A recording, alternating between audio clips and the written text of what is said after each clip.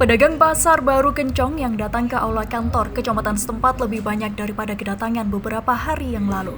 Mereka ditemui oleh Muspika Kencong mulai dari camat dan ramil hingga Polri ditambah kehadiran Kadis Perindak Yuliana Harimurti.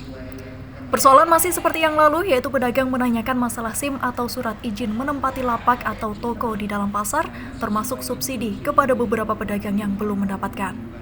Kadis Perindak menegaskan bahwa Pasar Baru Kencong adalah milik Pemkab, namun pengelolaannya masih dilakukan PT Arta Wahana Persada. Sedangkan untuk permintaan SIM pedagang, Pemkab sekarang tidak lagi mengeluarkan SIM. Di samping itu, di dalam Perda juga tidak ada yang memuat aturan tentang surat izin menempati. Sebagai penggantinya, pedagang nanti akan dibuatkan semacam keterangan sehingga pemegang keterangan berhak berjualan di dalam Pasar Kencong baru. Langkah selanjutnya dari Kadis Perindak Jember untuk Pasar Kencong adalah pendataan terlebih dahulu, baru kemudian diterbitkan surat keterangan. Menanggapi keluhan pedagang tentang keberadaan pedagang kaki lima di luar Pasar Kencong yang dapat mengurangi pendapatan, Yuliana menilai hal itu merupakan kewenangan pengelola. Kalau warga Pasar Kencong memang ini pasar milik kita, tapi kan memang pengelolaannya belum pada Disperindak. Jadi tidak sama dengan 30 pasar yang lainnya. Ini masih di dalam pengelola PT. Harusnya memang tidak hanya kepada kita, tetapi harusnya seperti tadi keinginannya untuk kebersihan, kemudian prasarana, kemudian juga itu harus juga disampaikan kepada pengelola. Tapi karena ini juga warga Jember, maka kami datang ke sini. Kemudian untuk yang keinginan yang pertama yang untuk SIM, saya tadi sudah menjelaskan bahwa di dalam Perda itu sudah tidak ada SIM. Dan dengan BPK juga sudah meminta untuk membuat pengganti saja, pengganti SIM. Setidaknya pedagang itu punya seperti surat keterangan bahwa dia memang benar-benar berjualan di tempat yang biasanya dia berjualan. Untuk 30 pasar yang sudah kita kelola, kita sudah melakukan pendataan dan insya Allah kayaknya bulan kemarin sudah selesai.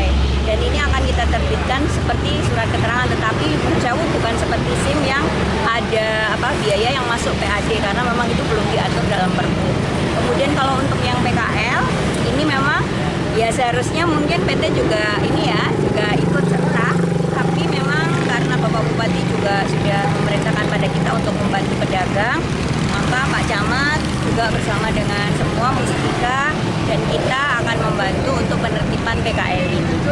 Penganggarannya kan yang tahu kan tergantung tim anggaran, tapi saya sudah berkoordinasi dengan Pak Sekda apakah bisa 2024. Tetapi kalau aturannya dalam keuangan bahwa kalau bansos itu kan memang harus masuk kuat dulu 1 tahun sebelumnya, kemudian harus diverifikasi. Yang untuk yang pengajuan yang sebelumnya kan sudah cair, tinggal kalau nggak salah dari 699 itu tinggal sedikit kok. Kemarin itu yang mengajukan 29 memang ada pada 699. Tetapi verifikasi faktualnya yang ke bawah ini yang akan kita lakukan memang kemarin itu baru setelah Maret setelah Maret kita sudah masuk dalam 699, kemudian kita harus untuk bansosnya. Iya. Untuk SIM sendiri kira-kira yang pengganti SIM kira-kira dieksekusi kapan? Kalau pengganti SIM itu sebenarnya belum ada harus apa, karena di Perda itu belum ada. Itu kan harus seperti itu. Nah, setidaknya ada surat keterangan lah, misalkan dari Disperindak. Kalau saya kemarin itu masih lihat seperti semacam kartu kendali. Jadi misalkan di blok ini, pasar ini, atas nama siapa, niknya berapa, seperti itu. Supaya dia punya pegangan bahwa ini memang dia benar-benar yang harus berjualan di sana, dan retribusi itu harusnya menyesuaikan yang dipegang oleh mereka. Kalau untuk Pasar Kencong pendataan ulang dulu.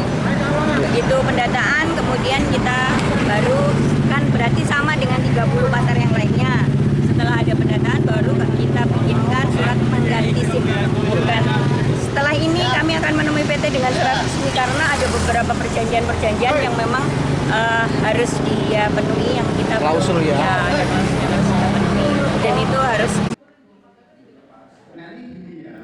Sedangkan untuk kebersihan dalam pasar menjadi tanggung jawab pengelola karena pedagang sudah membayar restribusi.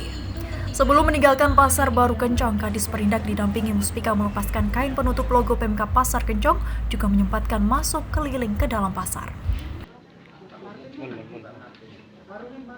terkait dengan penyampaian aspirasi. Selanjutnya tadi sudah kita sepakati akan ada penerbitan, tapi kita tunggu surat secara komprehensif dari mereka. Karena apa? Karena kita tidak mungkin bertindak sendirian, harus melibatkan pengelola, pedagang itu secara garis besar. Kita akan koordinasi dengan pengelola pasar. Kita tidak bisa ngambil alih langsung terkait itu, ya. Jadi kita tetap.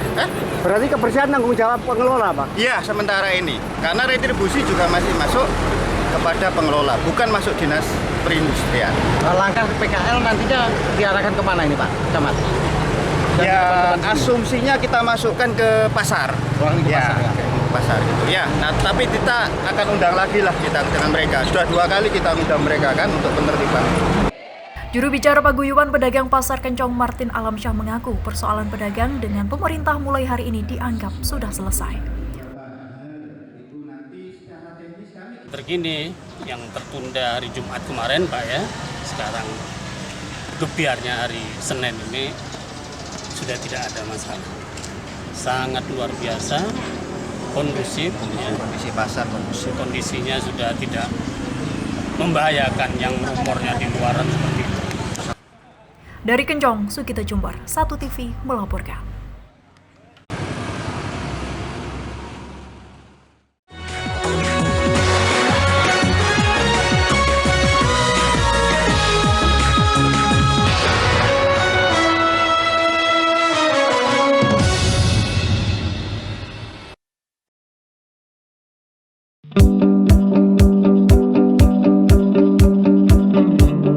Institut Teknologi dan Sains Mandala menerima mahasiswa baru tahun akademik 2024-2025. Fakultas Ekonomi dan Bisnis terdiri dari S2 Magister Manajemen, S1 Manajemen, S1 Akuntansi, S1 Ekonomi Pembangunan, D3 Keuangan dan Perbankan.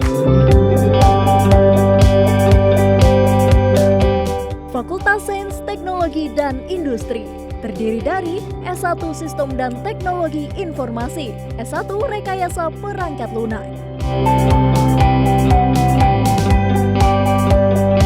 Jadwal pendaftaran gelombang 2 20 Februari sampai 30 Mei 2024. Gelombang 3 31 Mei sampai 21 Agustus 2024. Informasi pendaftaran 0821 4002 3227 atau 0812 5255 4205. Program unggulan